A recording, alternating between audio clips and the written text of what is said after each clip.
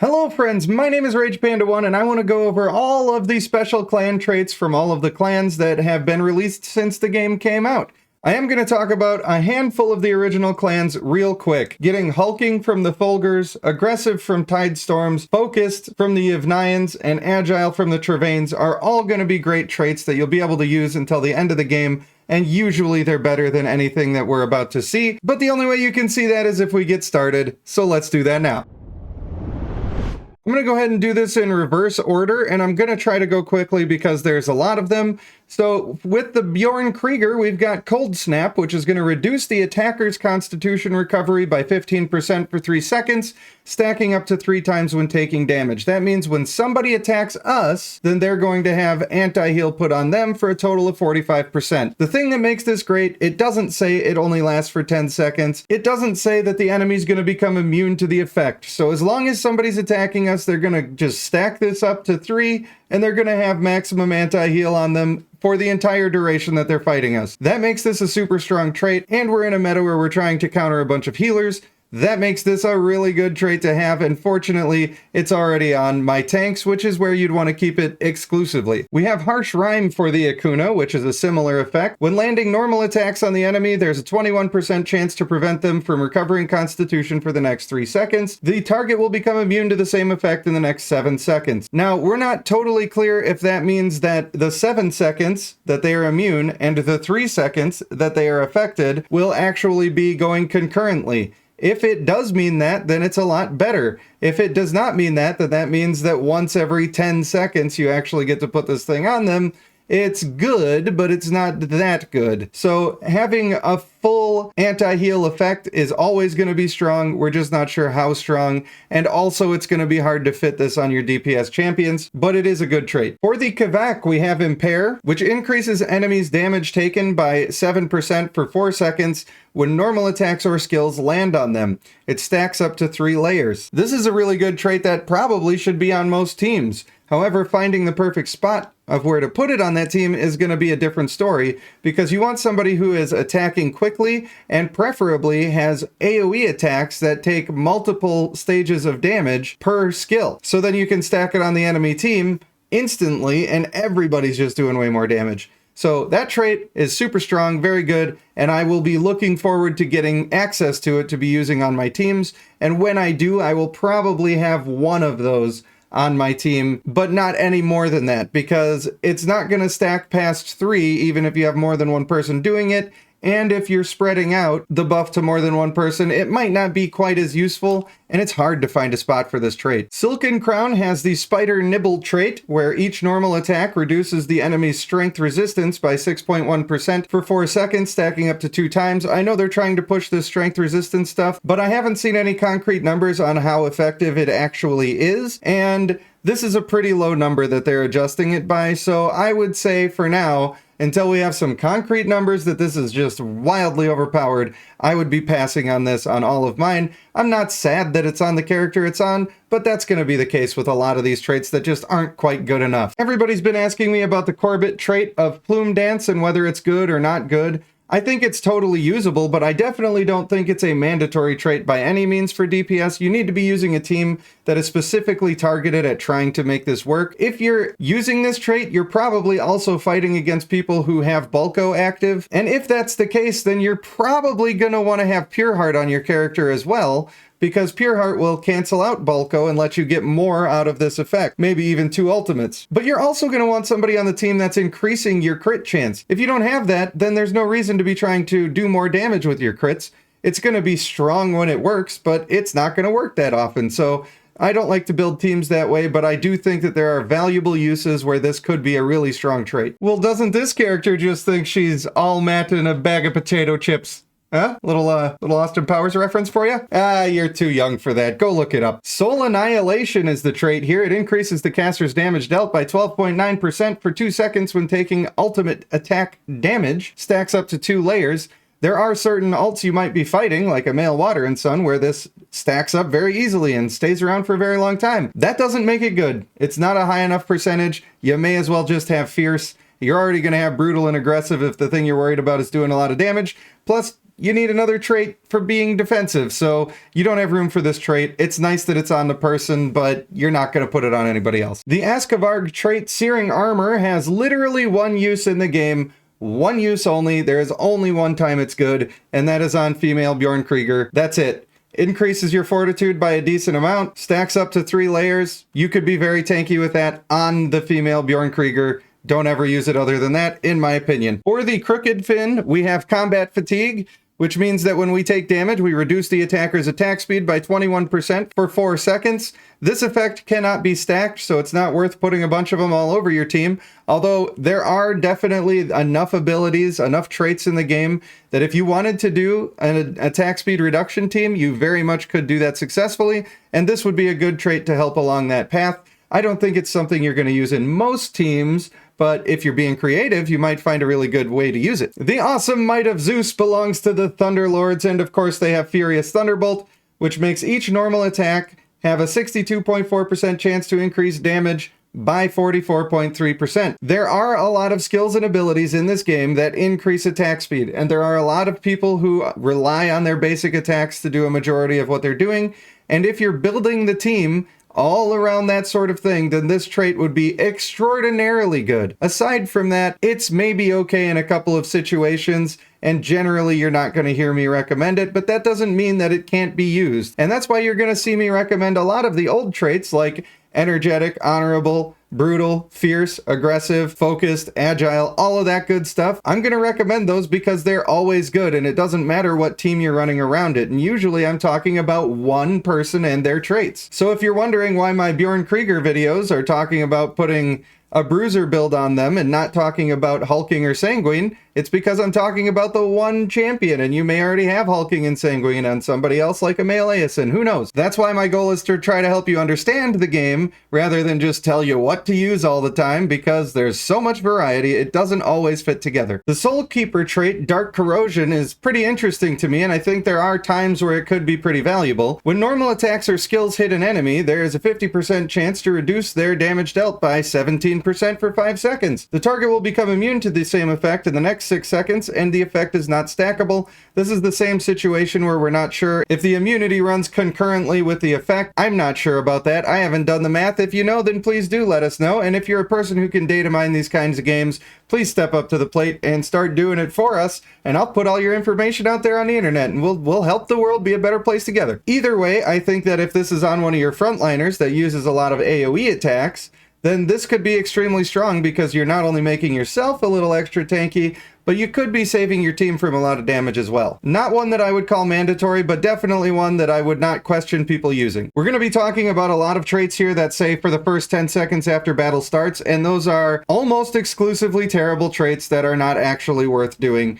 Your team should be living longer than 10 seconds, and if you're in the type of meta where you're fighting against a bunch of bulkos, your goal should be to survive that 10-second period and then come out guns blazing and absolutely wreck people. It should not be to make the most of your 10 seconds without an ultimate. Another thing that makes this trait not super good is that it only affects the allies that are in the front row, which means you're getting a very minimal value here. Still don't know exactly how strong strength resistance is. I assume almost 21% would be a decent amount, but I don't think that this trait is worth putting on anybody that it's not already on. For the Dawnbreakers, we have Last Wish, which is going to activate on our death. Those traits are almost exclusively not usable in my opinion. This is going to give 21% critical evade rate for 6 seconds. And while criticals are starting to get stronger and Corbits are a thing, I honestly believe that even if this effect lasted until the end of combat, it still would not be worth having as a trait you put on a character. Maybe if you're using the character already, sure, fine, it's great. But you're not going to put it on anybody. I keep hearing this one recommended and suggested, and some people are saying it's mandatory. Some people are even saying to stack it, which of course is wrong because the effect does not stack. But I'm talking, of course, about the Segarak trait of Demoralize. For the first 10 seconds after battle starts, that's your first clue that it's not good.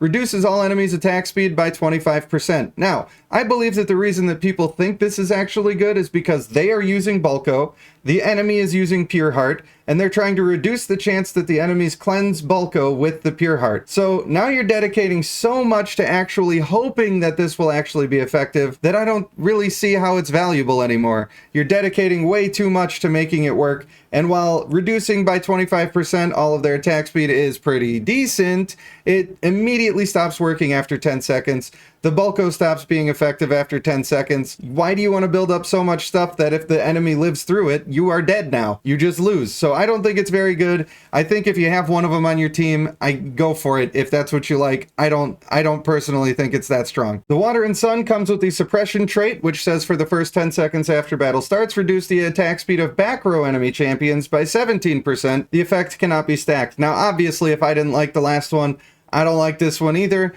You're going to have the male Water and Sun on most of your teams anyway, so congratulations, you got that going for you. Again, I can see why people are stacking this with stuff like the Demoralize trait, but if you're putting this on somebody other than the Water and Sun, then you are making a play mistake. This trait is very bad. And here's a large portion of the reason that those things are bad. Rapid shots by the Stone Thrower. Now, a lot of people are saying this is mandatory for every team. I don't think it is mandatory for every team. I think it's good on every team, but I don't think you have to have it on every team. If you're more focused on doing normal attack damage or having effects like the female Akuna where you're getting stronger and stronger because of them, it gains value and it becomes more mandatory as time goes on, but I don't think it's inherently mandatory. It is one that you want to work for and try to unlock for your teams as soon as possible. It's going to increase all allied champions' attack speed by 26% at the start of the battle. It cannot be removed, and it does not stack. It doesn't last for only 10 seconds, so you can more than counter Demoralize just with this one trait, so that's completely useless now. And God forbid you were using the Water and Sun version, then you're not even taking a dent out of this thing. The Warbringer's Obliteration trait is one that I find to be quite good, actually. Each attack reduces the target's Constitution recovery by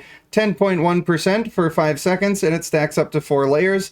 That adds up to quite a bit of Constitution recovery that you are keeping from them.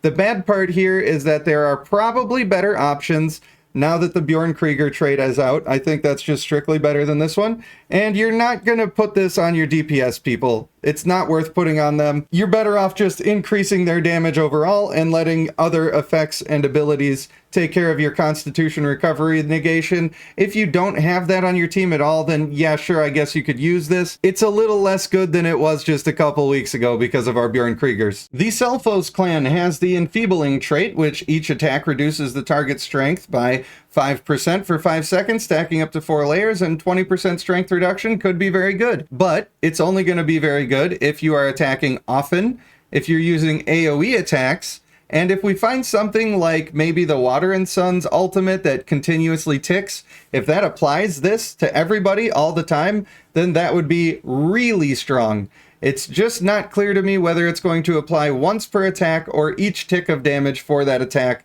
If somebody wants to do that testing and get back to me on my Discord, I would really appreciate it. But either way, I think that this trait could be useful. It's just a matter of finding the person that it actually should be on your team, and if you have a slot to be able to put it there. The Ho trait of High Spirited is bad for the same reason that a lot of other traits are bad, and that's because the first 10 seconds of the battle is not the be-all end-all of the situation. I get the point of people trying to play that way, but it's just not really how it works. And a 17% strength buff, while it would be okay if it was on your whole team, it still wouldn't be good, and this one only affects the back row, so I am not a fan of this at all. I know a lot of people love the Ho clan, and if you're using them anyway, it's a nice boost, but don't be putting it on your other characters, because you could be getting way more value out of those trait slots. The Choir Discordant trait of Grim is one that probably has been deceptive to many players, where they thought this must be pretty good.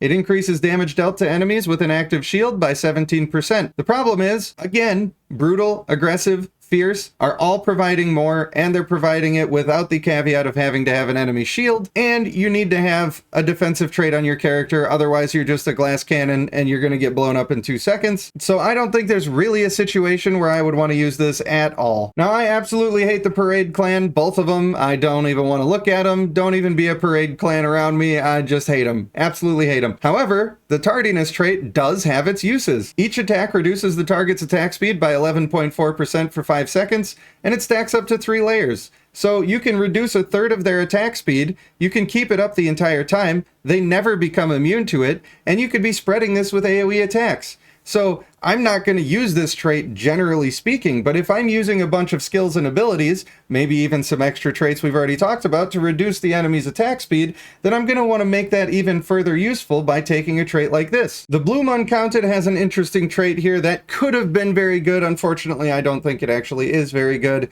Adjudication, the next attack deals damage equal to 153% of the champion's strength, and it has a 6-second cooldown. I don't love that. I would much rather have seen a slightly higher damage number of maybe 200%, and then give me a low chance, maybe a 15-20% chance, where if you're not building for it, it's not going to be that effective, and it would be a waste of a trait slot. But if you are building for it, you could make it absolutely ridiculous. That's what I want to see from traits, and unfortunately, with the time limit on this one, it doesn't involve any extra building or any extra making it good. It just kinda does what it does, and it's unimpressive each time. Now, have you ever seen a more useless trait than this one? We've got a male Galabar, famous for never dying ever, who has a trait that does something when he dies. What were you thinking, Goat Games? Come on, bro. And what he does is when he's defeated, he grants allied champions 21% damage reduction for 6 seconds. The effect cannot be stacked. It is a strong effect, and it's nice that it's on the Galabars. I would never, ever in a million years put this on a different champion, but that's generally going to be the case with all of these that do something when your character dies. For the Samir clan, we have the Last Legacy trait, which was universally hated when it came out, but I do think that there could be some potential uses for this to make it strong. For each ally killed, the champion gains 200 energy. Can you think of somebody that we want to have a lot of energy on, especially when our team's taking a lot of damage?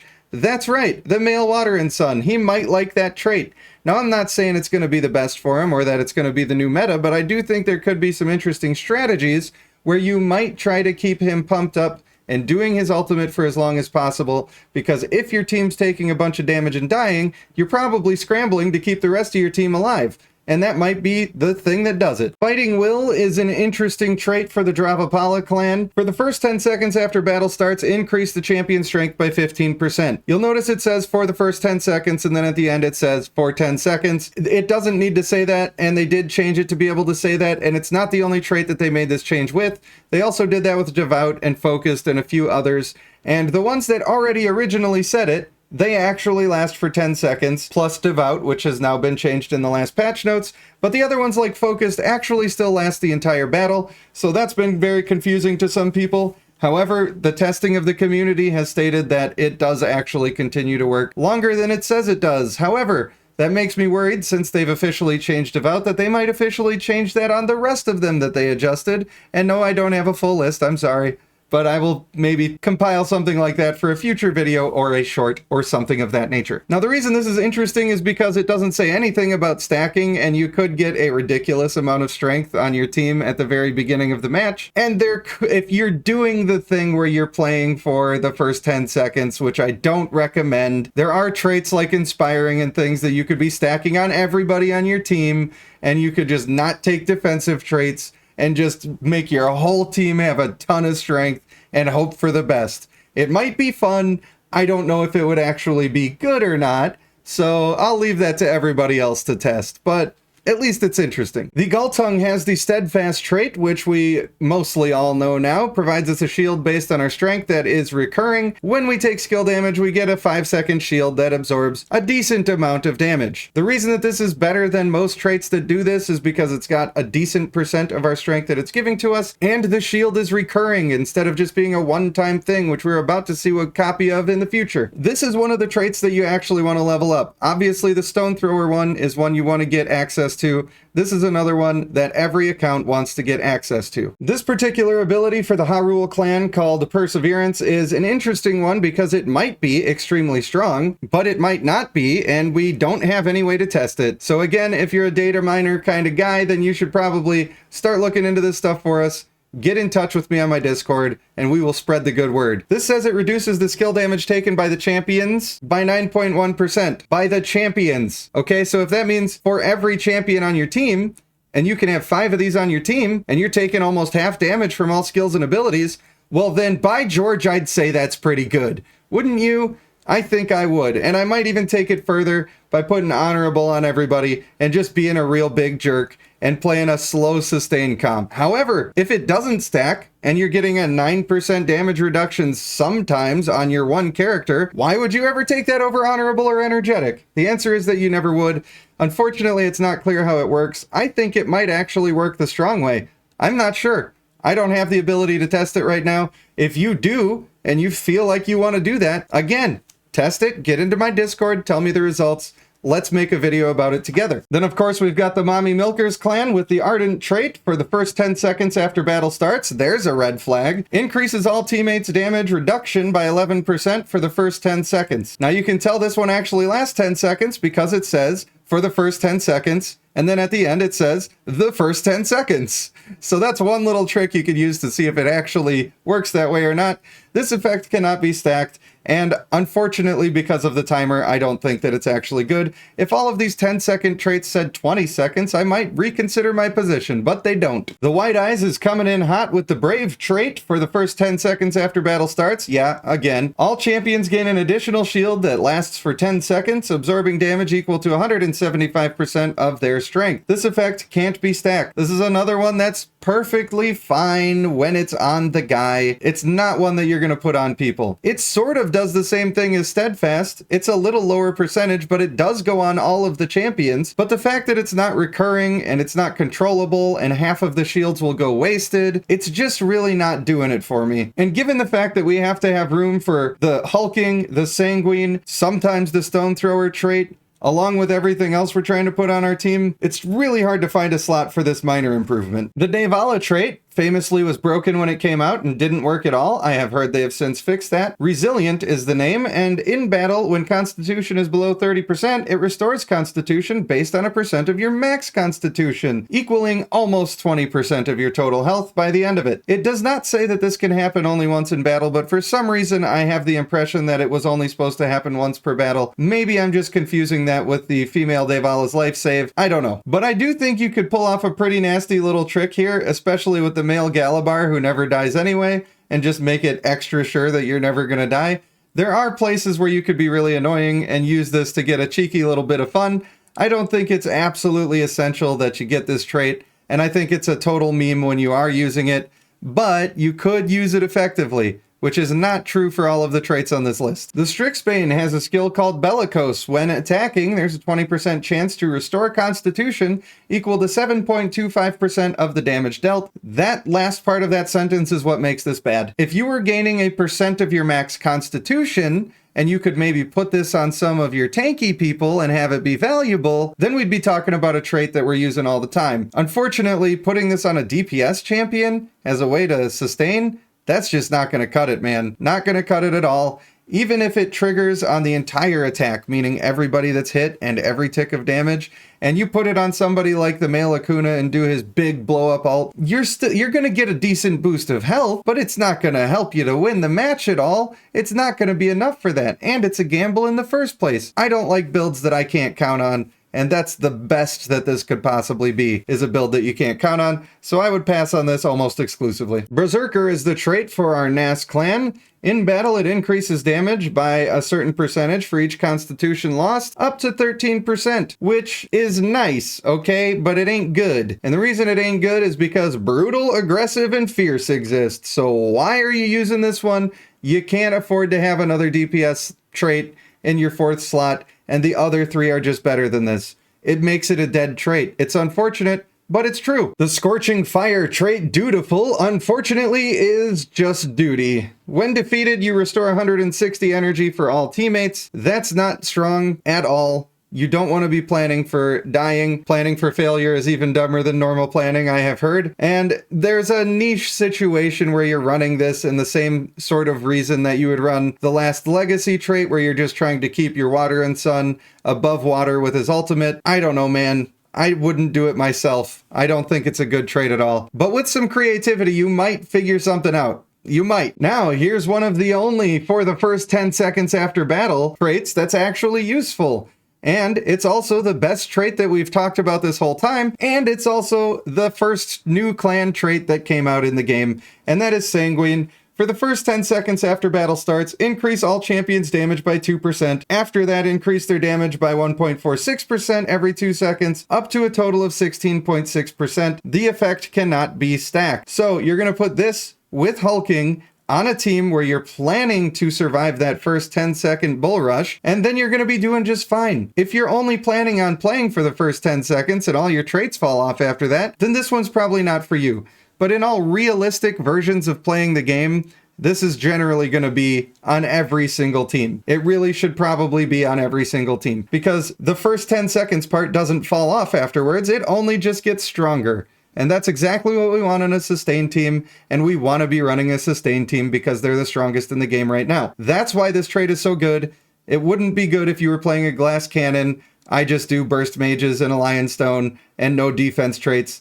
Then this isn't good anymore. But if you're playing with the meta the way it's the strongest right now, then this is always going to be on your team. Of course, I would be remiss if I didn't mention its partner, hulking, which does essentially the same thing, except for it does a bonus to strength instead of just a bonus to damage. This one is arguably even more important because adding to strength will also increase healing instead of just increasing your damage, which is of course a very strong thing to do. And you want to try to put these team traits on somebody who might not need them as much. Like my male Bjorn Krieger, for instance, I have Brutal on him, and it's because he does a lot of damage. But if I was increasing everybody's damage with that slot, it might be worth it a little more. On my team, that's probably going to go on my female Bjorn Krieger, but you see what I mean. I'm going to give you trait builds for a certain specific member of a team, and it's going to assume that you have these traits somewhere else. So if you don't have these team traits that you need to have on your team, anywhere on your team, and then you're slotting in some new buff person or a frontliner that doesn't do much damage, then maybe you'll consider throwing these traits on instead of all of the ones that I've suggested, and that would be better for you to do. So this video took an extensive amount of time to make. I spent $100 on new editing software. I had to record it more than once, and I kind of feel like I need to throw up in my mouth a little bit. So if you did like this video or it helped you at all, then please do send me a like on the bottom and also click the old subscribe-y doodles because I'm trying to hit a new metric for that as well. For now, I want to thank you for watching. I have been Rage Panda 1, and I will see you in the next one.